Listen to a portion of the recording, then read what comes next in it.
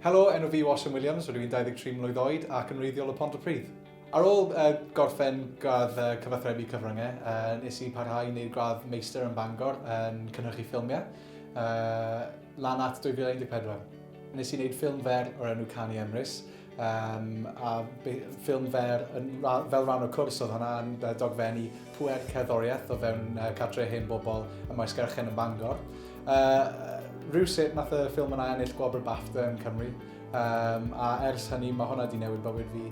Be sy'n atynnu fi at ffilmau dogfen, yn ymwedig yng Nghymru yw y ffaith bod mae yna amrywiaeth o straeon anhygoel, go iawn sydd yn digwydd yn Cymru. A mae'r ffaith fy mod i'n gallu bod yna yn dilyn hwnna, yn fod yn rhan o'r stori yna, yn rhywbeth cyffrous iawn.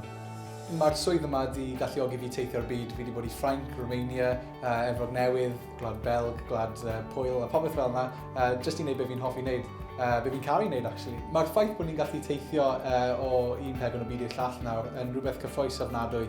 Mae'r byd yn lot llai oherwydd technoleg a ffurf teithio cyfoes. Dyna beth ni'n trio wneud ar hyn o bryd yw symud y cwmni i Efrog Newydd a cadw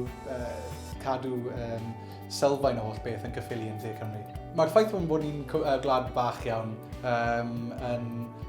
ddim yn golygu unrhyw beth rili. Ni'n pack a punch. Mae'n rili cyffrous cymryd cynnyrch sydd yn cael ei wneud yn Cymru gan pobl Cymru a wedyn dangos e'r byd. O fy profiad personol rydw i wedi bod yn digon lwcus a anlwcus i ryw raddau i weld sut mae pobl yn byw o gwmpas y gwlad, i weld sut mae pobl yn ymdopi gyda sialensau pob dydd. Mae fe'n ffordd i weld sut mae pleidleisio, sut mae y gwlad ei hunan yn cael ei redeg yn effeithio siw gymaint o bobl amrywiol. Pan ni'n gwneud ffilm, dyn ni ddim yn gwneud 2 ffilm am yr un peth. Ni'n gwneud un ffilm am un pwynt a wedyn un ffilm am pwynt hollol wahanol, ond maen nhw gyd yn cael eu cysylltu oherwydd gofal iechyd neu trafnidiaeth neu teulu.